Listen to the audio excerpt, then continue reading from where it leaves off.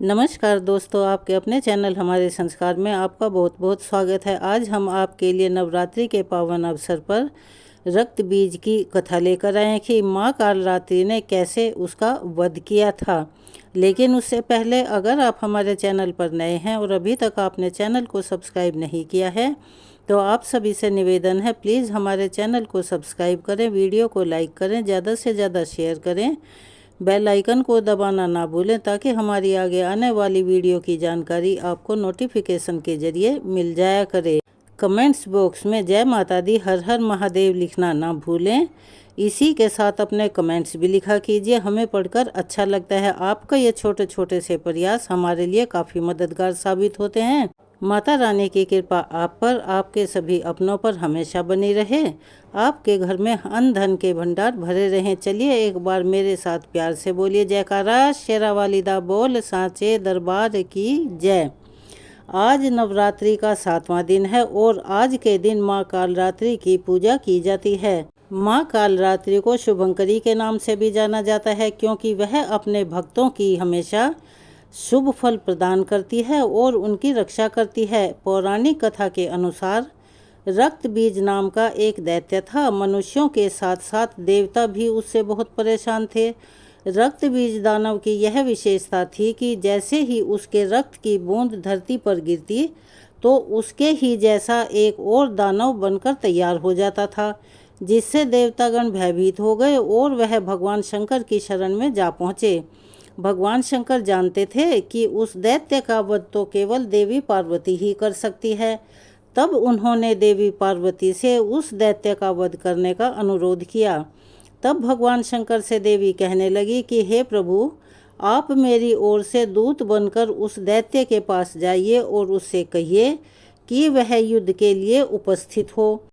उसके अलावा वहाँ जो अन्य दैत्य युद्ध करने की इच्छा रखते हों उनसे भी आप ऐसा कहिएगा कि जो तुम्हें अपने जीवित रहने की इच्छा हो तो त्रिलोकी का राज्य देवराज इंद्र को वापस दे दो। देवताओं को उनका यज्ञ भाग मिलना आरंभ हो जाए और तुम पाताल को लौट जाओ जहाँ से आए थे। किंतु अगर बल के गर्व से तुम्हारी लड़ने की इच्छा है तो फिर आ जाओ, तुम्हारे मार्ग से मेरी योगनियाँ तृप्त होंगी। क्योंकि देवी ने भगवान शंकर को उस समय दूत के कार्य में नियुक्त किया था, इसीलिए वह संसार में शिव दूती के नाम से भी विख्यात हुई। भगवान शंकर से देवी का संदेश पाकर उन दैत्यों के क्रोध का कोई आर पार नहीं रहा और वह जिस स्थान पर देवी विराजमान थी वहां आ पहुँचे।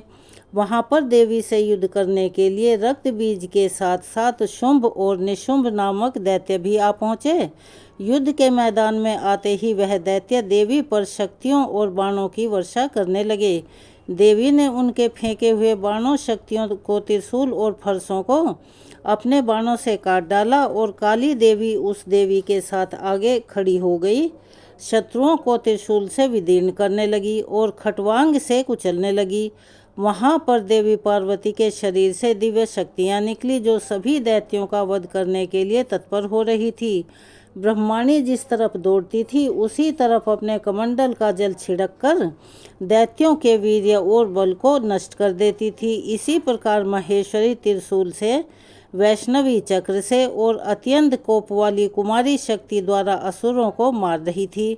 शिवदूती के प्रचंड अट्टहास से कितने ही दैत्य भयभीत होकर पृथ्वी पर गिर पड़े और उनके गिरते ही वह उन्हें भक्षण कर गई। इस तरह क्रोध में भरे हुए मातृगणों और तरह तरह के उपायों से बड़े बड़े असुरों को मरता हुआ देखकर राक्षसी सेना युद्ध के मैदान से भाग खड़ी हुई और उनको इस प्रकार भागता हुआ देखकर रक्त बीज नामक महापराक्रमी राक्षस क्रोध में भरकर युद्ध के लिए आगे बढ़ा। उसके शरीर से रक्त की बूंदें पृथ्वी पर जैसे ही गिरती तुरंत वैसे ही शरीर वाला और वैसा ही बलवान दैत्य पृथ्वी से उत्पन्न हो जाता था। रक्त बीज गदा हाथ में लेकर ऐन्द्री के साथ युद्ध करने लगा। जब ऐन्द्री शक्ति ने अपने वज्र से उसको मारा तो घायल होने के कारण उसके शरीर से बहुत सा रक्त बहने लगा और उसकी प्रत्येक बूंद से उसके ही समान बलवान और महापराक्रमी अनेक दैत्य भयंकर रूप से प्रकट हो गए। वह सब के सब दैत्य रक्त बीज के समान ही बलवान तेज वाले थे। वह भी भयंकर अस्त्र शस्त्र लेकर देवियों के साथ युद्ध करने लगे। जब ऐन्द्री के वज्र प्रहार से उसके मस्तक पर चोट लगी और रक्त बहने लगा तो उसमें से हजारों ही पुरुष वहां उत्पन्न हो गए। वैष्णवी ने चक्र से और ऐन्द्री ने गदा से रक्त बीज को चोट पहुंचाई और फिर वैष्णवी के चक्र से घायल होने पर रक्त बीज के शरीर से जो रक्त बहा उससे हजारों महाअसुर उत्पन्न हो गए, जिनके द्वारा यह संपूर्ण जगत व्याप्त हो गया। फिर कौमारी ने शक्ति से, वाराही ने खड्ग से और माहेश्वरी ने त्रिशूल से उसको घायल कर दिया। इस प्रकार क्रोध में भरकर उस महादैत्य रक्त बीज ने सभी मात्र शक्तियों पर अलग अलग गदा से प्रहार किया और माताओं ने भी शक्ति तथा शूल इत्यादि से उसको जो बार बार घायल किया, उससे देखते ही देखते सैकड़ों महादैत्य उत्पन्न हो गए और इस प्रकार उस रक्त बीज के रक्त से उत्पन्न हुए असुरों से संपूर्ण जगत व्याप्त हो गया। अब जिससे देवताओं को बड़ा भय हुआ। देवताओं को भयभीत देखकर देवी चंडिका ने काली से कहा, हे चामुंडे, अपने मुख को बड़ा करो और मेरे शस्त्राघात से उत्पन्न हुए इन रक्त बिंदुओं को और रक्त बिंदुओं से उत्पन्न हुए इन महाअसुरों को तुम अपने इस विशाल मुख में भक्षण करती जाओ। इस प्रकार रक्त बिंदुओं से उत्पन्न हुए महादैत्यों को भक्षण करती हुई तुम इस युद्ध भूमि में विचरती रहो और इस तरह से रक्त क्षीण होने से यह दैत्य रक्त बीज नष्ट हो जाएगा। तुम्हारे भक्षण करने के कारण अन्य दैत्य उत्पन्न नहीं होंगे। देवी काली से इस प्रकार कहकर चंडिका देवी ने रक्त बीज पर अपने त्रिशूल से प्रहार कर दिया और काली देवी ने अपने मुख में उसका रक्त ले लिया। तब उसने गदा से चंडिका पर प्रहार किया। प्रहार से चंडिका को बिल्कुल भी कष्ट नहीं हुआ, किंतु रक्त बीज के शरीर से बहुत सा रक्त बहने लगा। लेकिन इस बार उसके गिरने के साथ ही देवी काली ने उसको अपने विकराल मुख में ले लिया। काली के मुख में उस रक्त से जो असुर उत्पन्न हुए उनको उसने तुरंत ही भक्षण कर लिया, यानी कि खा लिया और रक्त को पीती गई। फिर देवी ने रक्त बीज को, जिसका कि रक्त देवी काली ने पिया था, चंडिका ने उस दैत्य को वज्र, बाण, खड्ग और रिष्ट इत्यादि से मार डाला। हे राजन, अनेक प्रकार के शस्त्रों से मारा हुआ और खून से वंचित वह महादैत्य रक्त बीज पृथ्वी पर गिर पड़ा। उसके गिरने से देवतागण अत्यंत प्रसन्न हुए और माताएं उन असुरों का रक्त पीने के पश्चात उद्धत होकर नृत्य करने लगी। इस प्रकार देवी काली ने रक्त बीज नाम के राक्षस का वध कर दिया।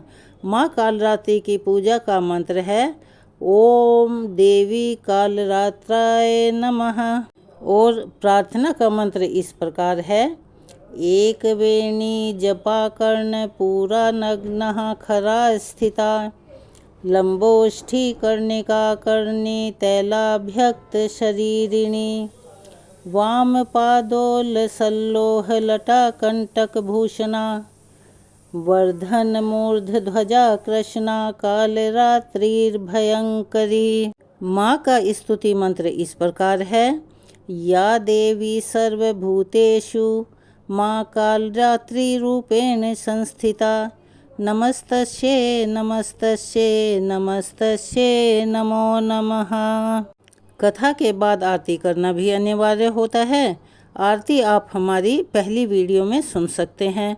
अगर आप हमारे चैनल पर नए हैं और अभी तक आपने चैनल को सब्सक्राइब नहीं किया है तो आप सभी से हाथ जोड़कर निवेदन है, प्लीज़ हमारे चैनल को सब्सक्राइब करें, वीडियो को लाइक करें, ज़्यादा से ज़्यादा शेयर करें ताकि इस कथा के श्रवण का लाभ और लोगों को भी मिल सके। बेल आइकन को दबाना ना भूलें ताकि हमारी आगे आने वाली वीडियो की जानकारी आपको नोटिफिकेशन के ज़रिए मिल जाया करे। कमेंट्स बॉक्स में जय माता दी, हर हर महादेव लिखना ना भूलें। आपका छोटा सा प्रयास हमारी काफ़ी मदद करता है। अपना प्यार और सहयोग ऐसे ही देते रहें। धन्यवाद।